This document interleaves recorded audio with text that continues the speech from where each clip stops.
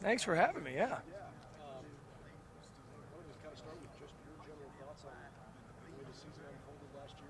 Start to finish where your expectations were and where things finished. It's hard to put a kind of a summation on a year like that. It was started off strong. We knew we had a big game to start, and then we kind of knew we had certain points along the way that we had to play really well. And when you really look at it, at the end of the year, we didn't finish as strong as we wanted to. And there's two games at the end where, one we didn't finish in the second half, and the other we lost by a point. And that's it's really hard to kind of wrap your head around sometimes. We worked really hard and came up short. So what are you gonna do? Work harder. Some big wins in there, but don't really count at the end if you don't finish the way you want to. And so that's what's tough. Tough group. Our guys fought through the end, and like I said, we got to work harder. Parker, you guys have replaced your kicker obviously this year. Kind of, do you view that as an open competition between all those guys? We've got some talented guys. We've got some guys that have experience at other places. We have some guys that played here. And the truth is, our job as a coaching staff and as a team are to find the best players at every position, no matter what the circumstances are. So we have some guys that have a leg up on each other from some experience perspective, but the best guy will kick, and that's kind of what we're trying to find out this spring. What did you see from Parker Lewis last year, even though he didn't start? He's a powerful kicker. He's talented. He really is. He started 2 seasons at Southern Cal, and so that's one of the guys I mentioned that has experience in other places. And so he's going to be right in the mix, and we got to figure out he was ineligible to start the season, so he was behind a little bit some of the other guys.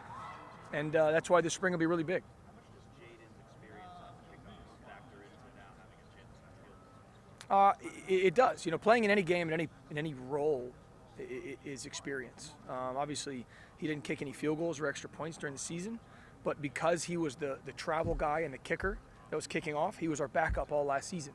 So he got extra reps during practice, and those will be very beneficial for him. But they won't really, they're different than what we're going to go through in the spring. That's kind of now we're going to see who's the one. What's your communication been like with Noah over the past month? You had to kind of make sure his spirits stay up with the way things did. Noah's a tough dude. I didn't have to make sure his spirits were up. They were. It was. I talked to him immediately after the kick. I talked to him in the locker room later. My wife and I saw him right after the. It's one of those. You can't prepare for that. You can't. It's until you do it and you go through it. It's really tough. But then we talked, the days and the weeks, and I talked to him yesterday. It's one of those things. He's in a good place, but it was hard. Make that decision in the moment. Like, how much confidence do you have that you could make that? All the confidence in the world. I mean, the guy just made a 48-yarder. He's been a, really good player for us. He's been unflappable. That's who he was. He like I said, he made a 48-yarder maybe 5 minutes before that, and didn't go in. It's one of those things where he'd love to have it back, but he doesn't get it, and there's no one else I'd rather have in that spot in that moment. I trusted him fully. Ryan Day talks a lot about wanting young guys to earn their stripes in special teams. Sure. Of that younger contingent this year, who stood out most to you? Trying to think of who a bunch of. I mean, young is such a relative term now. With the youngest guy on our team, Sonny Styles, he played a lot, on special teams. But then you've got other young. I mean, that's once again, I don't know who's young and who's not. Chip was a first-year player for us. Chip played a lot for us on special teams. My favorite example is obviously an older guy now, but look at Mitch Rossi and Xavier Johnson. Who do you trust more than those guys? And X is scoring a touchdown against Notre Dame and then one against Georgia. That's where X made his life, and he still does. Even though now that he's playing on offense, he's still a big-time special teams guy. But young guys, Sonny Styles, CJ, as you saw, played. CJ Hicks, that is, not CJ Stroud, but played on special team. A bunch of guys did a really nice job. Caden Curry made a bunch of tackles. The list goes on and on for some of those true young guys. How was CJ Hicks doing? He's doing well.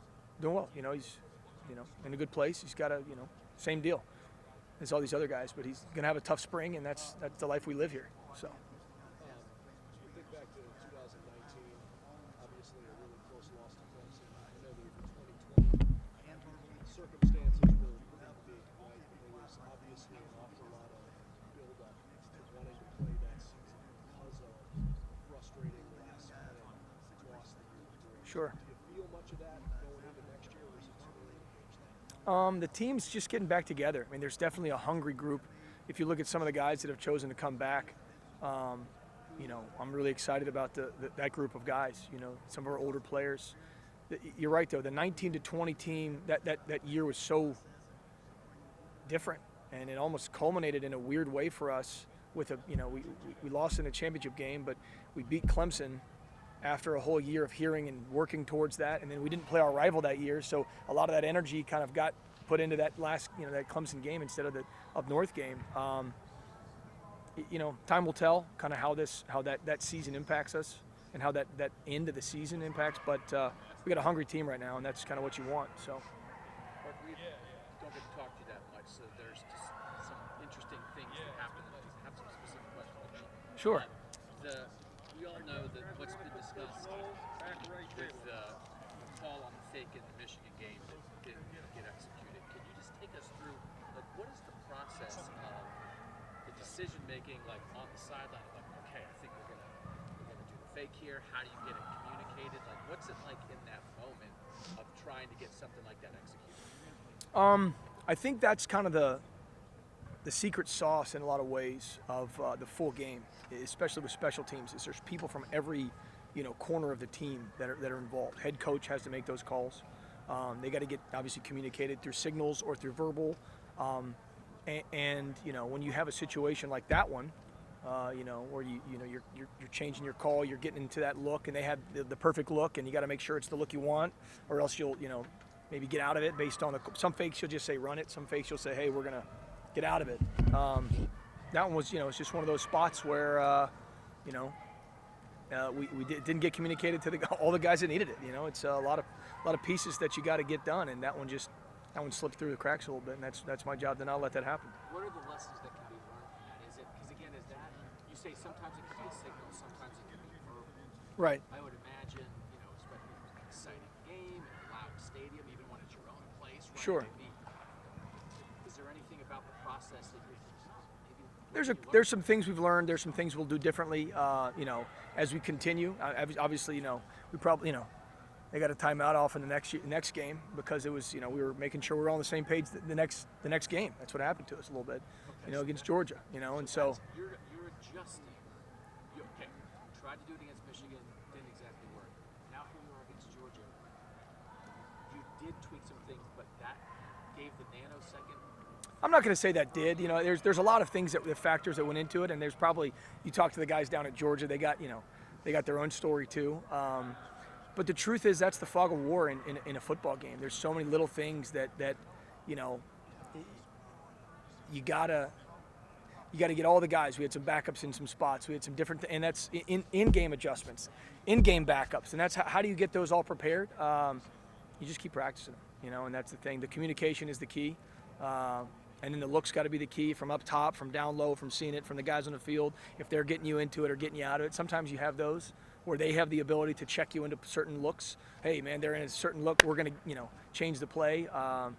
Sometimes you don't. That's where I'm being vague on purpose because there's really no. I mean, any fake is it's so different. They're all, some are just we'll call it and haul it, let it run. Some of them are if you get this exact look, we're going to run it. Some of them are, hey, if you get one of a couple different looks or there's a specific, and that's kind of the way it works. And what you do is you watch on tape and say, hey, I believe we have a situation here where we can take advantage of. And then they might not give it to you, and they might. And in special teams, especially at this place, you can watch tape for a team for, an entire season or 2 seasons. You show up on Saturday and they run different stuff. That's just that's a life we live here, is that we get different, especially in special teams. Offense and defense too. They get different things from opponents all the time. And so that's how do you get it all put together? Sometimes it works,